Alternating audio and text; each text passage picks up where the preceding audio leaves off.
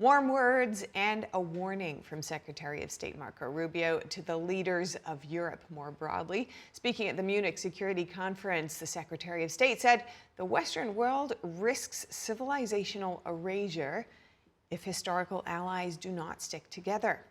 With us now for analysis is Kervin Aucoin, former lead intelligence, surveillance, and reconnaissance coordinator for the U.S. Army and host of the This Week Explained podcast. Great to have you on again, Kervin. And we actually spoke yesterday on the same topic. And when we spoke, you mentioned that Rubio took a very different approach from Vice President Vance last year, who gave the same speech at the conference.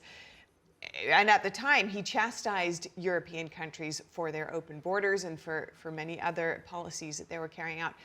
Do you see this particular shift as a sign of a change in the underlying dynamics here from the U.S. to Europe more broadly? Well, I think putting both of them, combine them together, get to the middle there, and yeah, that's a change in U.S. rhetoric towards Europe. But what I think you're seeing here are two people aligning themselves for the 2028 presidential election with two very, maybe not very different ideologies towards Europe. You've got J.D. Vance on one end, who chastises the European nations for their open borders. And then you have Marco Rubio, the statesman, on the other side, saying that while that is correct, that Europe is on the decline, there is a chance to turn this around, and that is to be done on their own and not united with the United States. But it's not without the United States either. The U.S. needs to see that Europe is going to take care of its own borders and its own continent, and live up to what NATO stands for, which is a collective, a group that is equal with each other. And all this is very dynamic at the moment, and there's plenty of time before the next presidential election. But in terms of that approach, each one that you've outlaid here, which one do you think will work most with European leaders right now? Well, obviously, J.D. Vance is playing to a domestic audience in the United States, and Marco Rubio is playing to a broader global audience. So, yeah, absolutely, Marco Rubio, as statesman, is going to play a lot better in Europe. We saw that. Look, I remember those moments as J.D. Vance was making his speech, panning to the audience of European leaders in shock and awe about what was being said towards them and about them.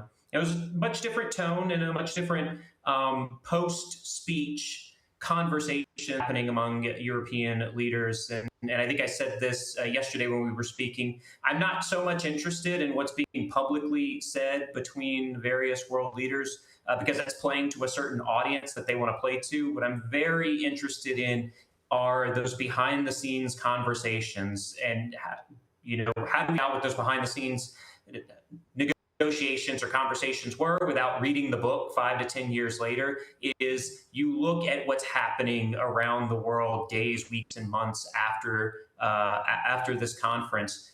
Are U.S. leaders and European leaders getting closer after all this talk of Greenland and Canada as the 51st state? Are these leaders now coming together and pushing those public conversations aside to have more direct, individual, allied conversations that go against the real threats to the United States and the globe, which is Russia and China?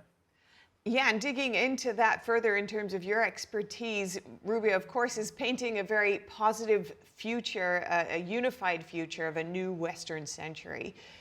With your experience in intelligence and surveillance, what would that mean on the ground for how the U.S. and Europe watch Russia and China? Yeah, I think it's a unified intelligence sharing. And like I said, right now, we do not have unified intelligence sharing. We have the United States doing the bulk of the intelligence collection and providing that to our allies. With the allies receiving that and accepting that, getting trained in U.S. military tactics, U.S. intelligence tradecraft. But when we talk about partner sharing, there's not as much sharing on the European side to the U.S. side. Now, that is because the United States has one of the best intelligence communities, and we have spent years in the global war on terrorism building out that intelligence tradecraft. So now Europe needs to take the lessons that they've learned from the United States and use that on their own borders and along the borders of Ukraine in order to push back against Russia. For too long, the Western Europe has allowed Russia to just play in the media this misinformation game towards a lot of their populations without really much pushback.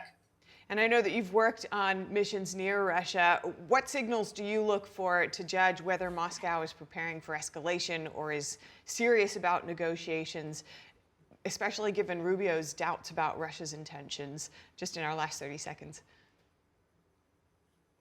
Yeah, I mean, I agree with Marco Rubio on this one. I don't believe that Russia has any intent to negotiate in good faith. While I was in Poland in overt anti-Russian aggression, we were attacked in the media with Russian state media that the U.S. was there to do nefarious things in the borders of Poland.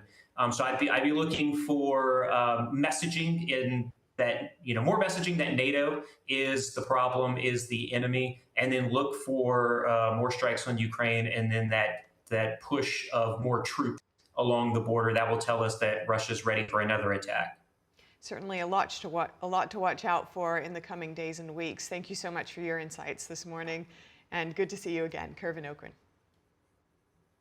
As always, thank you so much, and stay safe out there.